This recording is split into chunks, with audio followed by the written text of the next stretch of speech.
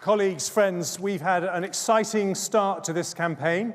For me, here in the West Midlands, I've been to a steel factory outside Kidderminster, a chocolate factory in Tenbury. I've had a free haircut. I made a Balti in Birmingham.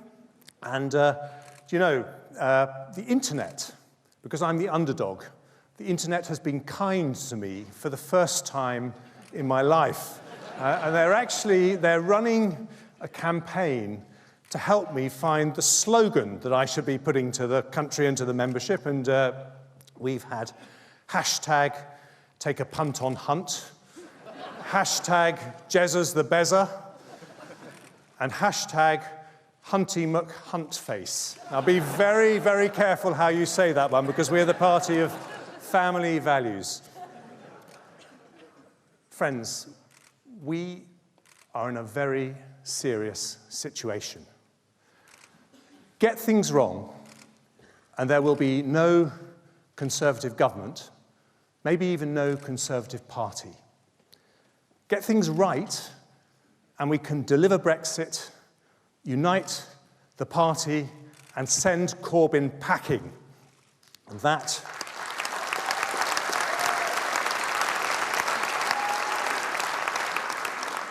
that's our choice. But in this Brexit debate, we've had a lot of discussion about how we Brexit, but not enough discussion about who. Who is the Prime Minister we trust to send to Brussels and lead us out of this crisis? And we send the wrong person. Catastrophe awaits. If you choose me, I'll be the first Prime Minister who's been an entrepreneur by background. How many people here have set up their own business? Put up your hand if you've set up. That's the Conservative family. Lots and lots of hands going up. And what is it that we entrepreneurs do? We negotiate. If we send the wrong person, there's going to be no negotiation, no trust, no deal, and if Parliament stops that, maybe no Brexit. Send the right person, and there's a deal to be done. Send that right person, and we can do what we all need to do, which is to come back with something positive for our country. And that's what I want to do. And when we do that, what incredible opportunities await this fantastic country. Someone who set up on their own, I am champing at the bit to turn our economy into the most pro-business, pro-enterprise, fastest growing, most high-tech, greenest economy in Europe. That's what I did. I want other young people to be able to do exactly the same thing I did. And we have the best universities in Europe. We've got more tech entrepreneurs, more medicines being developed. We could be the world's next Silicon Valley. And that could happen right here in the West Midlands, because you've got the 5G pilot happening in Birmingham. You've got driverless cars happening at Warwick Manufacturing Group. You've got so many gaming companies in Leamington Spa. It's been rechristened Silicon Spa, not the kind of spa that you take your wife to after you've got her nationality wrong, mind you.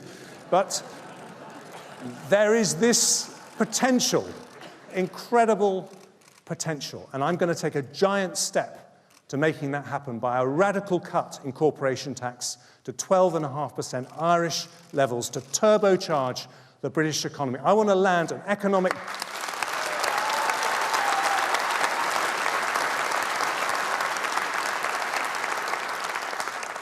I want to land an economic jumbo jet on Europe's doorstep so that when it comes to those trade talks, they need us every bit as much as we need them.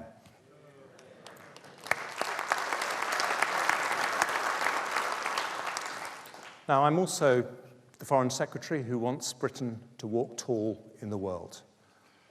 My dad was in the Navy. We followed him around from Plymouth to Portsmouth to Surrey to Scotland, which is why, by the way, I'm passionate about our union.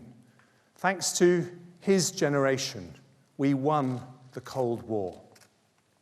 And the risks out there are increasing, which is why I've said I will increase defence spending to beyond 2% of GDP on top of the 0.7% aid commitment.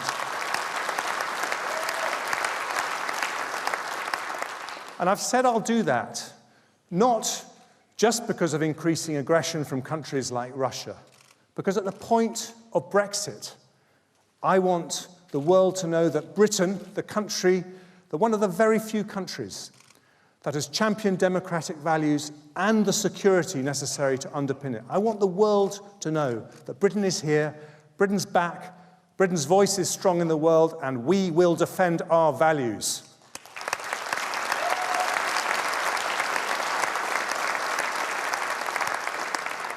Now, I'd also be the first Prime Minister who's run our NHS.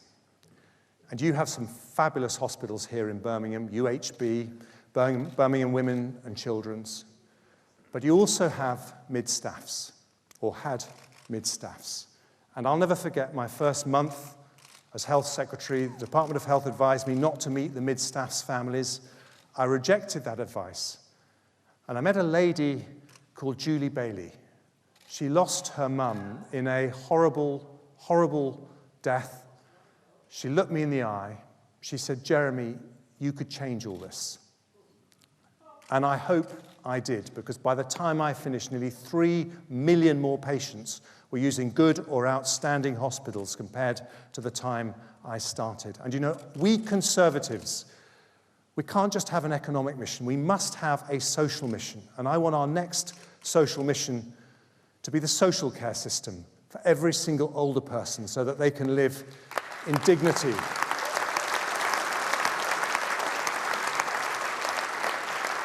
And I want it to be the education system so that no one leaves education not able to read or write, not with a rigorous qualification so they can get a decently paid job. I want us to be the first government, a Conservative government, that abolishes illiteracy in our society and shows the world our Conservative values.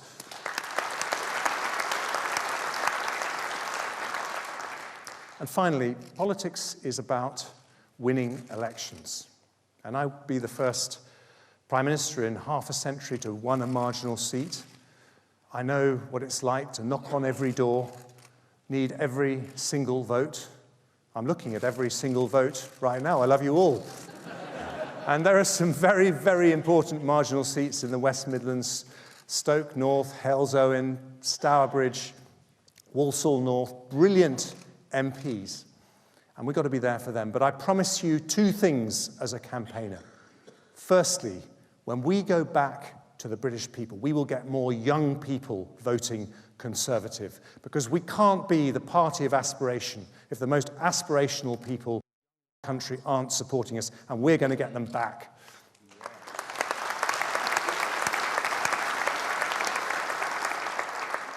And the second thing I promise you is I will never provoke a general election before we've left the European Union. I won't do it. The lesson of Peterborough is that that would kill us. Ignore that, and we ignore the crocodile lurking under the surface of British politics. A Labour Party led by the most ruthless, dangerous, anti-Western, anti-British, hard-left cabal there's ever been under Jeremy Corbyn.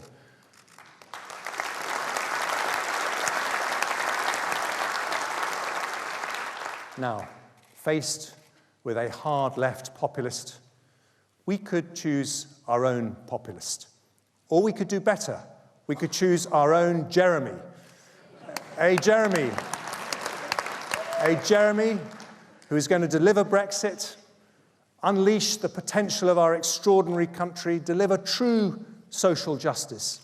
Not so much for those of us in this hall. Most of us have done okay. But for people watching at home, young people desperate to get a decently paid job, families struggling to afford a home, older people who just want to live out their days with dignity and respect. We have to be there for them. That is our Conservative Party. Let me show you how. Thank you.